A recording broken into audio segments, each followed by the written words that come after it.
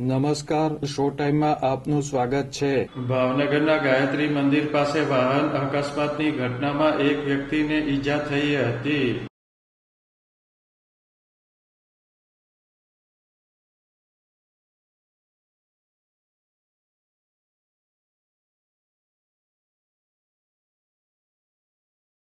ભાવનગરના ચિત્રા રોડ ઉપર આવેલ ગાયત્રી મંદિર પાસે સ્કૂટરનો અકસ્માત થયો હતો.